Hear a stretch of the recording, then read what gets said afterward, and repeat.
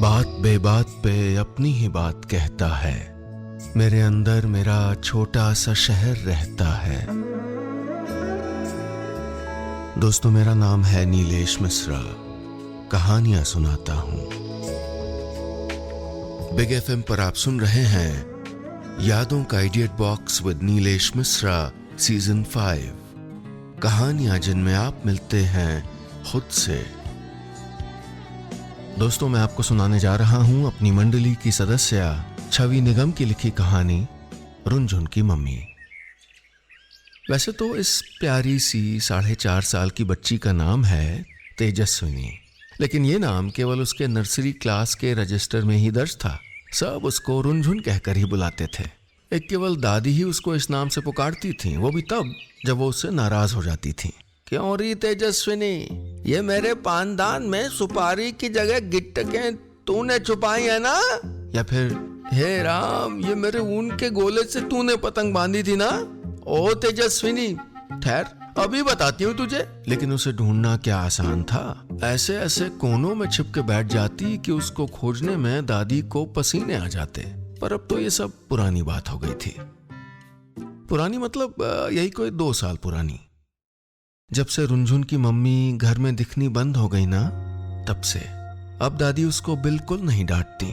तब भी नहीं जब कभी कभार चींटियों की लाइन बता देती है कि खिलौनों के बक्से में लड्डू किसने छुपाए थे।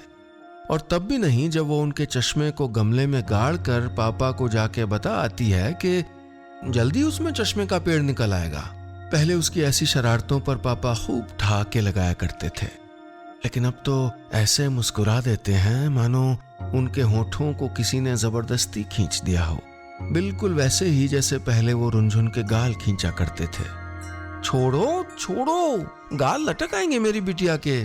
फिर रुनझुन और पापा उनको जीभ बाहर निकाल के खूब चिढ़ाया करते। लेकिन अब सब कुछ बदलने लगा था। मम्मी पहले थकी थकी, फिर ज्यादातर लेटे हुए दिखने लगी। फिर एक दिन पापा उनको अस्पताल ले गए। रुनझुन को याद है कि तब 3 साल की उम्र में भी उसको आभास हो गया था कि कुछ गड़बड़ थी। उसकी नन्ही उंगलियां मम्मी के आंचल पर कस गई थीं। अभी आते हैं ना बेटा, डॉक्टर अंकल, मम्मी की तबीयत। ऐसा ही कुछ बुदबुदाते हुए पापा ने उसकी पकड़ ढीली कर दी थी और उसे मम्मी की गोद से उतार दिया था।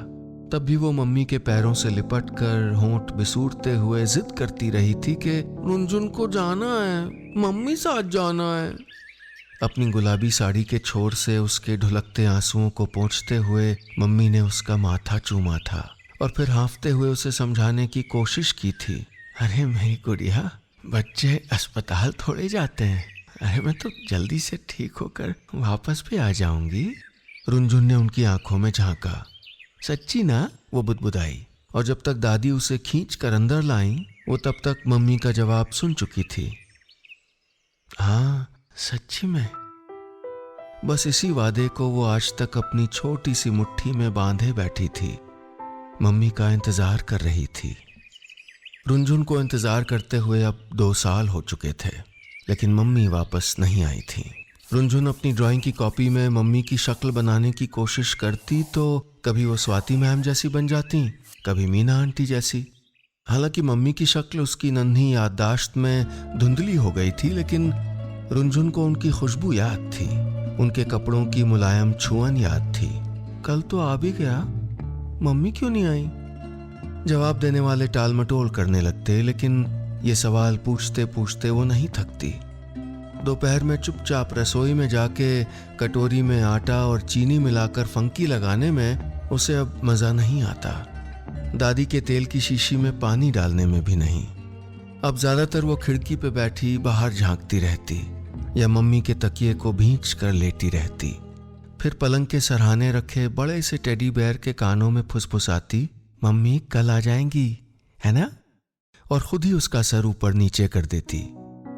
स्कूल से लौटकर जब वो कमरों में घूमते घूमते अपनी पोएम्स, अपनी टेबल्स याद कर रही होती तो मम्मी जल्दी आएंगी, रुनझुन के लिए गुड़िया लाएंगी, झिलमिल फ्रॉक लाएंगी, छुक छुक रेल में आएंगी, और भी जाने कितनी लाइनें उसके सबक में बढ़ती चली जाती। फिर उसकी जिंदगी में एक बड़ी घटना हुई। एक दिन अचानक उसे नानी के घर भेज दिया गया, जबकि तब तो स्कूल की छुट्टियां भी नहीं थी। फिर जब वो वहां से लौटी तो घर उसे कुछ बदला बदला लगा, और कई चीजों के साथ साथ मम्मी की वो ड्रेसिंग टेबल गायब थी, जिसकी चर्र चर्र करती दराजों से सामान निकालकर चुपचाप वो मम्मी जैसी तैयार होती थी। एक हाथ से अपने माथे पर आते साधना कट बालों को उठाकर दूसरे हाथ से बड़ी सी लाल बिंदी चिपकाती, उसकी कोहनियों के ऊपर चढ़ता आता मम्मी का कड़ा पहनती, अलमारी से कोई साड़ी निकालकर उसमें मम्मी की खुशबू महसूस करने की कोशिश करती और फिर उसी को लपेटकर स्टूल पर चढ़ जाती और शीशे में खुद को देखती रहती। लेकिन अब वो ड्रेसिंग टेबल कहाँ चली गई और अलमारी से उनके कपड़े और उनका तकिया? रुनझुन ने खूब ढूंढा, फिर दौड़ के पापा के पास गई, लेकिन पूछने से पहले ठिठक गई। उनके चेहरे पर वैसी अजीब सी दाढ़ी उसने पहले कभी नहीं देखी थी, नहीं दादी को ऐसे सुबकते हुए देखा था। तभी उसकी नजर दीवार पर पड़ी। वो हक्का बक्का रह गई। सामने मम्मी की एक नई फोटो लगी थी, खूब बड़ी। उनके माथे पर खूब लंबा टीका था और ऊपर एक घनी सी माला, इतनी घनी कि बस उनकी आंखें ही नजर आ रही थीं। बड़ी सुंदर लग रही थी मम्मी। रुनझुन खुश होना चाहती थी, लेकिन शायद अगरबत्ती के धुएं से उसकी आंख किरकिराने लगी थी। रुनझुन को लग तो रहा था जैसे यहाँ सब कुछ बदल गया था, पर क्या और क्यों, ये उसकी 4.5 साल की समझ से बाहर था। पापा अब गुमसुम बैठे मम्मी की दीवार पर टंगी फोटो देखते रहते थे और दादी रुनझुन को अपनी तरफ आते देखकर झट कहीं और चल देती थी। यहाँ तक कि उनका खास चीनी मिट्टी का प्याला एक दिन रुनझुन से टूट गया तो अरे ओ तेजस्विनी कह के डांटा नहीं। आस पड़ोस भी जैसे चुप्पी की चादर ओढ़े बैठा था। तो अब रुनझुन क्या पूछे, किससे पूछे? फिर उसे एक आइडिया आया। एक सुबह रोटी में आंखों और मुंह की नाप के छेद बनाकर उसने चेहरे के आगे लगाया और दादी के सामने पहुंच गई। आवाज को जबरन भारी करते हुए बोली, अलोक निरंजन, देखो बाबा आए हैं। नाटक में शामिल होते हुए दादी बोली, धन भाग बाबा जी, का लाएं? रोटी पे मलाई चीनी लपेट के लाएं या दही जलेबी? उन्होंने अपनी धोती के पल्ले का छोर मुंह पर ढांप लिया। रुनझुन ने आंखें बड़ी करते हुए पूछा, पहले ये बताओ रुनझुन की मम्मी कब आएंगी? दादी सूप फटकारते हुए अंदर चली गईं। रुनझुन का मुंह लटक गया। तभी उसकी आंखें चमक उठीं। एक रास्ता और सूझा था।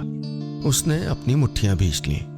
लेफ्ट वाली मुट्ठी का मतलब था मम्मी जल्दी आएंगी और राइट वाली का मतलब और भी जल्दी आएंगी। इसी मुद्रा में दौड़ते हुए वो पापा के पास पहुंची। उनकी गोद में अखबार खुला रखा था, लेकिन निगाहें छत के परे कहीं टिकी हुई थीं। पापा एक चूज करो ना, कहते हुए उसने अपनी दाहिनी मुट्ठी बिल्कुल उनकी नाक के नीचे कर दी। पापा उसकी कांपती मुस्कुराहट को चुपचाप देखते रहे, फिर उसे उठाकर गोद में बैठा लिया और उसके सर पर अपनी ठोड़ी टिकाकर आगे पीछे झूलने लगे। अपने कानों के नीचे उनकी धक धक सुनते हुए कब वो सो गई पता ही नहीं चला। फिर उसने कुछ नहीं पूछा, लेकिन नन्हे दिमाग में सवाल कौंधते ही रहे। वो नानी की बनाई गुड़िया निकालती, लेकिन खेलने के बजाय वापस रख देती। घर अब काफी खाली और बड़ा लगने लगा था, लेकिन उसमें लंगड़ी टांग दौड़ने का मन ही नहीं होता था। ऐसे ही एक शाम वो खिड़की के सीकचे पर बैठी बाहर देख रही थी। बारिश के शोर के बीच बीच में दादी और पड़ोस वाली दादी की बातचीत भी धीमी आवाज में उस तक पहुंच रही थी। तभी दादी की फुसफुसाहट सुनकर वो चौंक पड़ी। उसी पल बाहर पानी से भरे एक गड्ढे में एक मोटा सा मेढक छपाक से कूदा। रुनझुन ताली बजाते हुए खिलखिला पड़ी। उन्होंने सोचा वो उस गुड़ुक की आवाज पर खुश हो रही होगी, लेकिन कोई नहीं जानता था कि उसने उनकी बातें सुन ली थीं। वो जान गई थी कि कल मम्मी वाकई घर आने वाली हैं। रुनझुन के पेट में खुशी के मारे गरुड़ मरुड़ हो रही थी। दूध में चीनी डालना दादी भूल गई, लेकिन वो गटक गई। उसने अपनी नई वाली गुलाबी फ्रॉक भी जिद करके पहन ली। जाने मम्मी को लेकर पापा कब आ जाएं। इधर घर में भी गुपचुप तैयारियां हो रही थीं। कुछ काका लोग आकर मेज कुर्सियां पोंछ रहे थे, पर्दे उतार कर धो रहे थे। पड़ोस वाली आंटी दरवाजे पर कुछ लीप रही थीं। जाने क्यों दादी बार बार आंखें पोंछ रही थीं, लेकिन रुनझुन का चेहरा चमक रहा था। हालांकि उसका निचला होंठ जिस अंदाज में मुड़ा हुआ था, उससे लगता था कि वो खासी नाराज है। सबको खुद ही उसे बताना चाहिए था ना कि मम्मी आ रही हैं। जाओ, वो भी नहीं बताएगी कि उसे सब बताए। ये सोचते हुए वो पापा की तरह चहलकदमी करती, गोल गोल घूमने लगती, फिर दौड़ के खिड़की के सीकचों से मुंह निकालकर बाहर झांकने लगती। शाम को जाकर उसका इंतजार खत्म हुआ। जैसे ही कार का हॉर्न सुनाई दिया, लदर पदर वो बाहर दौड़ी। दरवाजे पे खड़ी दादी ने हाथ न पकड़ा होता तो वो सीधे गाड़ी से ही टकरा जाती। उसका चेहरा लाल हो आया था, मुंह पूरा खुला था और कसमसाती हथेलियों को कस के बांधे हुए वो लगातार उछले जा रही थी। शीशे के अंदर ड्राइविंग सीट पर पापा और उनके बगल में बैठी मम्मी उसे दूर से ही दिखाई दे रहे थे। मम्मी ने सर ढका हुआ था और उनका चेहरा रुनझुन को ठीक से दिख नहीं रहा था, लेकिन इससे उसके चेहरे पर फैलती जाती मुस्कुराहट पर कोई फर्क नहीं पड़ रहा था। बिल्कुल गुड़िया जैसी लग रही थी मम्मी। कार रुकते ही दादी उसे पीछे करते हुए कुछ आरती वारती लेकर आगे बढ़ी। तभी दरवाज़ा खोलते हुए पापा ने आवाज़ लगाई, रुनझुन। और जैसे हवा में उड़ते हुए रुनझुन अपनी मम्मी की गोद में पहुंच गई। उनसे कस के लिपटते हुए वो उनकी गर्दन में बुदबुदाई, मम्मी आपने इतनी देर क्यों लगाई, पर ना मैं बहुत खुश हूँ। और ना मम्मी, कहते कहते वो रुक गई। अब तक मम्मी ने कुछ नहीं कहा था, उसे प्यार भी नहीं किया था, बल्कि वो तो कुछ अचकचा सी गई थी। रुनझुन कुछ सिमट गई। सर हल्का सा टेढ़ा करके वो एकटक उन्हें देखने लगी। उसके पास मम्मी की चंद ही यादें थीं, पर जो भी थीं बिल्कुल साफ थीं। उसे एहसास होने लगा कि मम्मी के पास से आती तेज खुशबू, उनके कपड़ों की छुअन, सब बिल्कुल अलग थे। वो कसमसा उठी। मम्मी की चूड़ियां उसे कभी गड़ती नहीं थीं, नहीं उनकी साड़ियों में टके सितारे उसे कभी चुभते थे। फिर आज क्यों इस गोद में उसे परेशानी महसूस हो रही थी। रुनझुन की ठोड़ी और होंठ हल्के हल्के कांपने लगे। जब उसे सब याद था तो मम्मी कैसे भूल गई? क्या वो इतना ज्यादा बदल गई थी? रुनझुन को गुमसुम बैठा देखकर पापा ने उसके बालों में हाथ फेरा। क्या हुआ बेटा? उसी वक्त मम्मी भी झुकी और उसके गालों पर प्यार कर लिया, लेकिन गुजरे हुए वो चंद पल उसे असहज बना गए थे। मम्मी ने कहा, रुनझुन बेटा। तो उनके मुस्कुराते चेहरे पर रुनझुन की निगाहें जम गईं। क्या ये चेहरा वही था जो अंदर वाली फोटो में था? लेकिन उसमें तो माला और टीके के पीछे मम्मी छिप ही गई थीं। पहले तो और भी फोटोएं थीं, लेकिन उसका ध्यान मम्मी से हटाने के चक्कर में दादी सब हटाती गई थी। अब उनका ठीक ठीक चेहरा रुनझुन को याद ही नहीं आ रहा था। तो क्या जब बड़े होते हैं तो शक्ल भी बदल जाती होगी? पर दादी की तो नहीं बदली, पापा की भी नहीं। तभी खुले दरवाजे से दादी ने झांका, अरे हमें भी तो मिलाए दो बहू रानी से। सर नीचे किए हुए वो उतरी और अंदर जाकर पापा की आराम कुर्सी पर झूलते हुए अपनी समझ भर का सोचने लगी। पापा एक आध बार उसे हॉस्पिटल ले गए थे, दूर से मम्मी को दिखाया भी था, लेकिन तरह तरह की नलियों से घिरे पीले पड़े चेहरे में उसे अपनी मम्मी दिखी ही नहीं थी। इसलिए हो सकता है कि अब वो उन्हें पहचान नहीं पा रही हो। वो और मिन्नी भी तो पहले ब्लैक बोर्ड तक नहीं पहुंच पाते थे, अब पहुंच जाते हैं। तो मम्मी भी बिग हो गई होंगी। बेकार वो परेशान हुई। अभी उसने सोचा ही था कि पापा मम्मी को लेकर वहीं आ गए। उसे देखकर बोले, अरे वाह, तो हमारी बिटिया यहाँ है। दीप्ति तुम इससे बातें करो, मैं अभी आता हूँ। मम्मी मुस्कुराते हुए उसकी तरफ घूम गई। अरे हाँ, रुनझुन तो अब क्लास 1 में आ गई ना, अपनी बुक्स दिखाएगी ना मुझे? और कोई परेशान तो नहीं करता ना तुझे?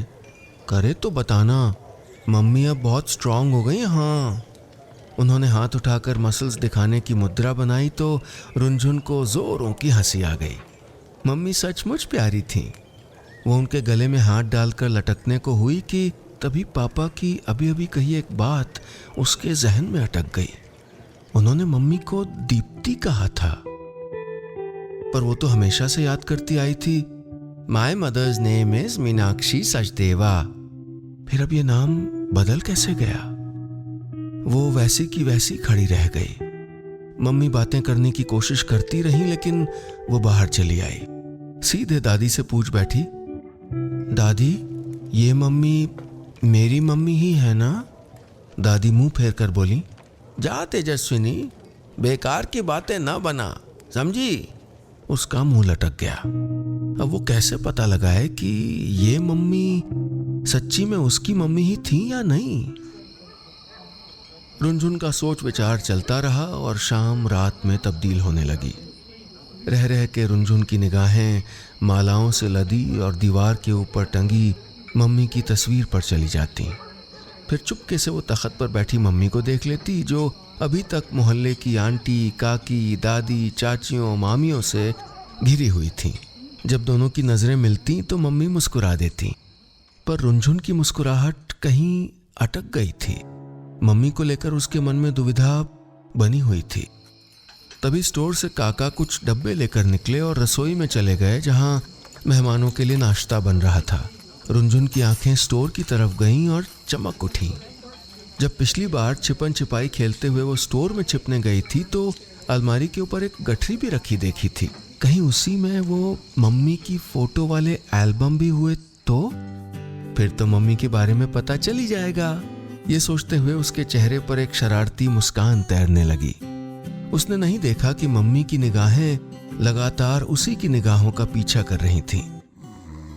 रात में जैसे ही दादी के खर्राटे गूंजने शुरू हुए कि रुनझुन पट्ट से उठ बैठी। दबे पांव स्टोर में पहुंचकर उसने कुर्सी को दीवार से हटाया और उस पर चढ़कर लाइट का स्विच दबा दिया। फिर उसकी सांस ऊपर की ऊपर और नीचे की नीचे रह गई। वो गठरी तो मम्मी की ही गुलाबी साड़ी में बंधी थी। उसकी धड़कनें तेज हो गईं, लेकिन अलमारी ज्यादा ही ऊंची थी। पहले उसे एक मेज खींचकर लानी पड़ी, फिर उस पर स्टूल रखना पड़ा, वो भी बिना आवाज किए। बहुत संभाल कर वो डगर मगर करते हुए उस ढांचे पर चढ़ी कि तभी उसका संतुलन बिगड़ गया और धड़ाम से वो नीचे आ गिरी। इस बार उसके आंसू दर्द से कम लाचारी की वजह से ज्यादा आए थे। बच्चे कभी कभी बड़ी से बड़ी बात नजरअंदाज कर जाते हैं, लेकिन कोई छोटी सी बात उनके लिए बेहद जरूरी हो जाती है। रुनझुन ने आज तक जिस मम्मी के वादे पर एतबार करके उनका इंतजार किया था, अब वही मम्मी संशय के घेरे में थी। इसलिए उसका दिल सच्चाई जानना चाहता था, वो भी जल्द से जल्द। लेकिन ऐसा हो कहां पाया। अब कि उसे सच्ची में रोना आ गया।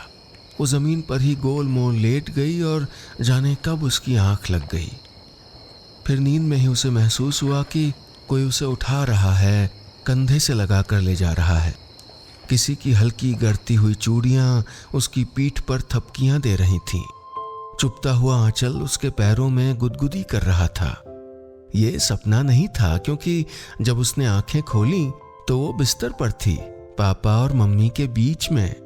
मम्मी की मेहंदी वाली हथेलियां अभी भी उसके ऊपर थीं। वो जल्दी से सरक कर मम्मी से लिपट गई। अब उस कमरे में 3 मुस्कुराहटें दमक रही थीं। रुनझुन की मम्मी घर आ गई थीं। बस इतनी सी थी ये कहानी।